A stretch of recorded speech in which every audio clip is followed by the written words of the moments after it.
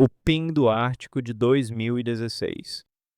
Existe um trecho de águas árticas no norte do Canadá onde algo extraordinário ocorreu. O local é um canal estreito denominado Estreito de Fury e Hecla, situado em Nunavut, um dos territórios mais remotos e isolados do país. No outono de 2016, caçadores Inuit que frequentavam a região começaram a relatar algo que não conseguiam explicar. Um som estava emergindo debaixo da superfície da água. Eles o descreviam como uma pulsação ou zumbido contínuo, repetitivo e constante, completamente diferente de qualquer coisa que já tivessem percebido naquelas águas ao longo de suas vidas. O que tornava o episódio ainda mais perturbador era o efeito aparente que o som exercia sobre o ambiente ao redor. O estreito era historicamente reconhecido como um ponto confiável para a fauna local, especialmente focas e baleias, dos quais os caçadores dependiam para sua subsistência. No mesmo período em que o som foi detectado pela primeira vez, os animais simplesmente desapareceram da área, como se tivessem sido afugentados por algum fator desconhecido. As autoridades militares canadenses levaram os relatos com seriedade suficiente para enviar tanto uma aeronave quanto um navio de patrulha naval para investigar a região. A equipe realizou um levantamento sistemático do estreito em busca de qualquer elemento que pudesse explicar o fenômeno, mas nada foi encontrado. Nenhum equipamento, nenhuma embarcação, nenhuma anomalia na fauna local, nenhuma atividade geológica capaz de justificar a origem do sinal. Diversas hipóteses foram apresentadas ao longo da investigação. Algumas apontavam para uma empresa de mineração que havia operado na região, mas a companhia negou qualquer envolvimento e nenhuma evidência a conectava ao som. Outros levantaram a possibilidade de sonar militar proveniente de um submarino, embora nenhum país tenha confirmado a presença de uma embarcação do tipo na área. Pesquisadores também sugeriram uma origem natural, decorrente de movimentações no leito marinho ou variações de pressão no gelo. Nenhuma dessas explicações foi jamais confirmada. O som cessou por conta própria, deixando a questão completamente sem resposta.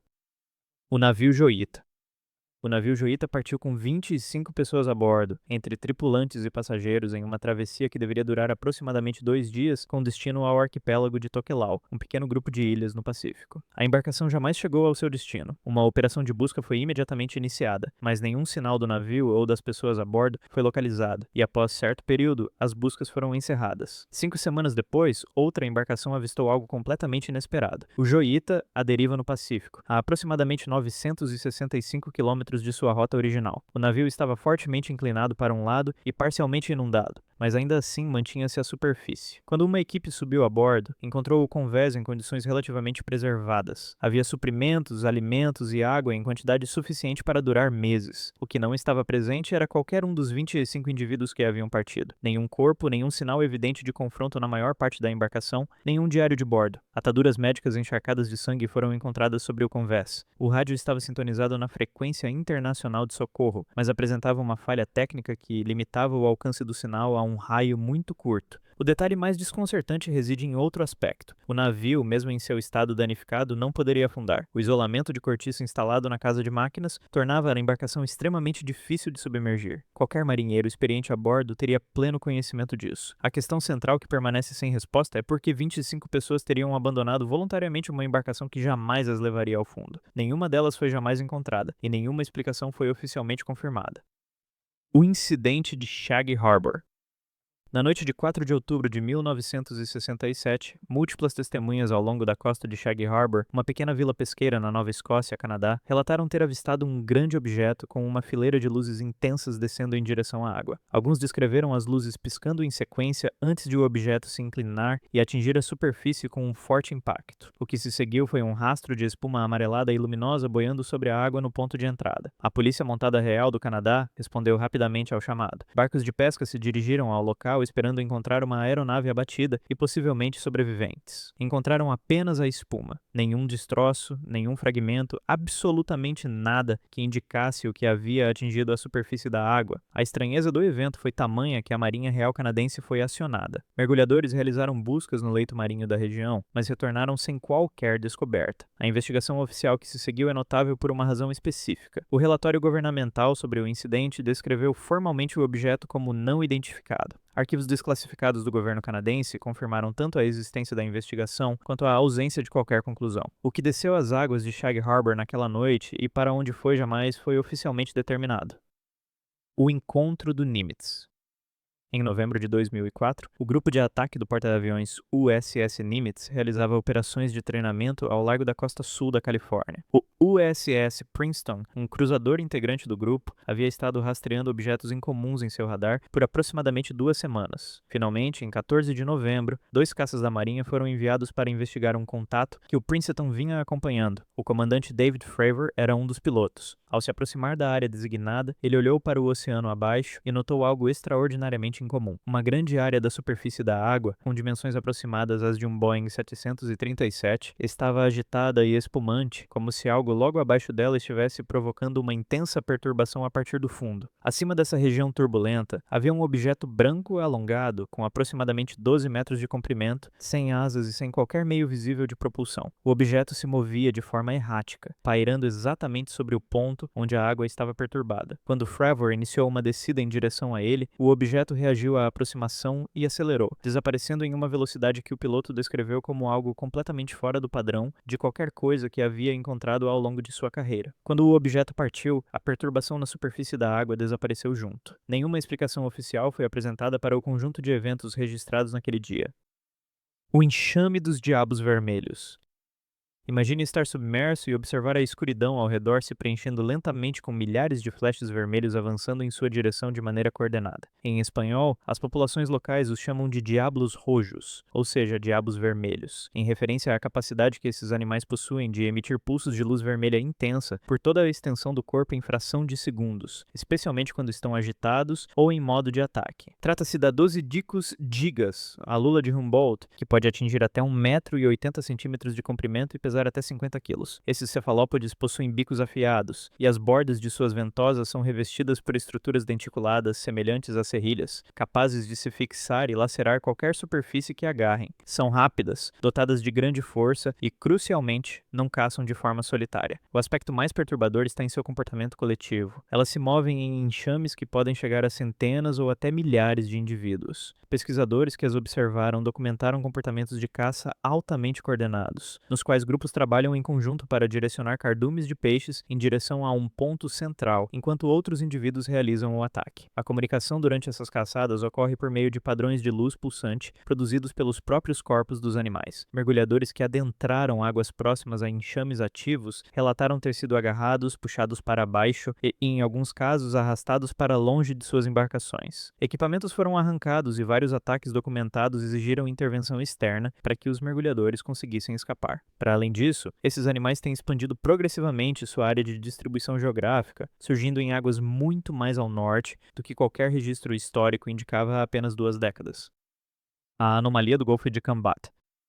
A grande maioria das descobertas subaquáticas é explicada com relativa rapidez, um naufrágio, uma formação geológica, um processo natural conhecido. Esta permanece sem resolução por mais de 2 décadas, e se os dados obtidos até agora forem confirmados, tem o potencial de alterar de forma significativa o entendimento que a ciência possui sobre as origens da civilização humana. Em 2001, uma equipe do Instituto Nacional de Tecnologia Oceânica da Índia realizava levantamentos no Golfo de Cambat com o objetivo primário de avaliar os níveis de poluição nas águas da região. Utilizando equipamentos de sonar para varrer o leito marinho, os pesquisadores captaram algo que não esperavam encontrar. Imagens mostrando grandes estruturas repousando no fundo do golfo, a aproximadamente 40 metros de profundidade. As formações apresentavam uma organização aparente, com o que pareciam ser paredes, áreas abertas e uma disposição que não correspondia aos padrões aleatórios característicos de rochas naturais. 2 sítios foram identificados, cada um se estendendo por vários quilômetros de extensão. A equipe enviou equipamentos para coletar amostras da área e o material recuperado surpreendeu os envolvidos na análise. Fragmentos de cerâmica, peças entalhadas, materiais de construção e até ossos e dentes humanos. Parte do material foi submetida à datação por carbono, e os resultados indicaram uma idade aproximada de 9.500 anos. Se essa datação for precisa, as estruturas seriam anteriores a todas as civilizações antigas conhecidas, incluindo as primeiras cidades da Mesopotâmia, consideradas os assentamentos urbanos confirmados mais antigos do registro histórico.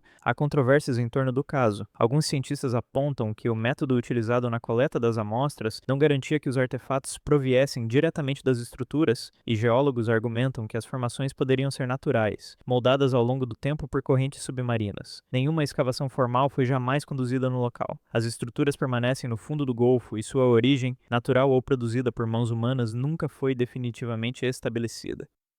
A anomalia do Mar Báltico. No verão de 2011, uma equipe de exploração submarina sueca, denominada Ocean X, realizava varreduras do leito do Mar Báltico quando recebeu um sinal completamente atípico. O que apareceu na tela de monitoramento paralisou a equipe. O objeto registrado tinha aproximadamente 60 metros de diâmetro, o equivalente ao comprimento de 4 ônibus urbanos enfileirados. Sua forma era circular, com o que pareciam ser bordas elevadas e uma superfície superior achatada. Acompanhando-o ao longo do leito marinho havia um rastro extenso, com cerca de 300 metros de comprimento, como se o objeto tivesse deslizado ou sido arrastado pelo fundo antes de chegar à sua posição atual. A equipe retornou ao local no ano seguinte com mergulhadores. O que aconteceu foi ainda mais desconcertante. Quando mergulhadores e equipamentos se aproximavam até certa distância do objeto, dispositivos eletrônicos começavam a apresentar falhas. Câmeras paravam de funcionar e telefones via satélite perdiam o sinal. Quando a equipe se afastava do objeto, tudo voltava a operar normalmente. Amostras foram coletadas da superfície do objeto e enviadas para análise laboratorial. Os resultados indicaram materiais compatíveis com determinados tipos de formações rochosas, o que levou os pesquisadores a concluir que provavelmente se tratava de um depósito glacial natural moldado por milhares de anos de movimento e pressão do gelo. Essa explicação não contempla de forma satisfatória os relatos de interferência eletrônica documentados pelos mergulhadores. A anomalia do Mar Báltico possui uma teoria predominante, mas jamais foi completamente escavada nem oficialmente encerrada como um caso integralmente resolvido. O desaparecimento no Estreito de Bass. Na noite de 21 de outubro de 1978, um piloto de 20 anos chamado Frederick Valentich decolou de Melbourne a bordo de um pequeno avião monomotor. Sua rota passava pelo Estreito de Bass, o trecho de águas abertas que separa o continente australiano da ilha da Tasmânia. Era um voo de rotina, semelhante a outros que ele já havia realizado anteriormente. Então algo incomum aconteceu. Aproximadamente na metade do trajeto, Valentich entrou em contato com o controle de tráfego aéreo em Melbourne, perguntando se havia alguma outra aeronave na área voando próxima a ele. Os controladores verificaram e informaram que não havia nenhuma. Valentich respondeu que isso era estranho, pois havia algo acima dele que não reconhecia como um avião convencional. Descreveu o objeto como grande, veloz, com uma superfície metálica e reluzente. Disse que ele estava circulando ao redor de sua aeronave, passando sobre ela repetidamente em baixa altitude. Em seguida, relatou que seu motor estava falhando. Afirmou que o objeto desconhecido pairava diretamente acima dele e que não se tratava de uma aeronave. Essas foram suas últimas palavras coerentes. Poucos segundos depois, o rádio captou um longo ruído metálico de raspagem, e então a transmissão foi interrompida. Equipes de busca cobriram uma ampla área do Estreito de Bass por vários dias sem encontrar nada. Nenhum destroço, nenhum rastro de combustível, nenhum corpo. Frederick Valentich e sua aeronave simplesmente deixaram de existir nos registros. A principal teoria proposta é a de que Valentich teria sofrido o que os pilotos denominam espiral cemitério, uma condição em que o piloto perde a noção espacial, especialmente ao sobrevoar águas escuras à noite sem um horizonte visível como referência. A aeronave entra em uma espiral descendente sem que o piloto perceba. O som metálico captado na transmissão final poderia corresponder ao motor em sobrevelocidade enquanto o avião entrava em mergulho acentuado. As luzes e o objeto descritos por Valentich podem ter sido Vênus, que estava excepcionalmente brilhante e baixo no horizonte naquela noite, ou suas próprias luzes de navegação o desorientando. Há um elemento adicional que permanece sem explicação. Diversas testemunhas em terra relataram ter avistado uma luz verde incomum se movendo sobre o estreito naquela mesma noite. Independentemente do grau de credibilidade atribuído a esses relatos, o Departamento de Transportes da Austrália investigou o caso e oficialmente classificou a causa como desconhecida. A rachadura na janela do Trieste. Este episódio se diferencia dos demais por não constituir um mistério propriamente dito, mas sim um evento de tamanha intensidade que sua inclusão se justifica por si só. O Trieste era uma pequena embarcação construída especificamente para suportar a pressão esmagadora das profundezas oceânicas. Em 23 de janeiro de 1960, o pesquisador Jacques Piccard e o tenente da Marinha dos Estados Unidos, Don Walsh, adentraram o interior do veículo e iniciaram a descida em direção à Fossa das Marianas, o ponto mais profundo conhecido do Abismo Mariana e o lugar mais fundo de toda a superfície do planeta. Na profundidade que pretendiam atingir, a pressão chega a aproximadamente 1.100 vezes a que se experimenta em terra firme. O Trieste havia sido projetado com precisão para resistir a essas condições extremas, com uma esfera de pressão em aço de espessura considerável envolvendo os dois ocupantes. Foi então que o evento mais perturbador que poderiam imaginar ocorreu. No meio da descida, um estrondo seco e agudo sacudiu o veículo. Após verificarem os instrumentos e examinarem os sistemas críticos em busca de sinais de falha estrutural, identificaram a origem do barulho. Uma das janelas de acrílico externas havia rachado sob a pressão. A janela fazia parte da estrutura exterior, e não da esfera interna que mantinha os dois homens vivos, mas uma janela rachada em uma embarcação descendo ao ponto mais profundo dos oceanos não é um detalhe pequeno por qualquer padrão de avaliação. Mesmo assim, decidiram não interromper a missão. Continuaram a descida e chegaram ao fundo, tornando-se os primeiros seres humanos a tocar o leito da Fossa das Marianas. O objeto submerso não identificado de Porto Rico.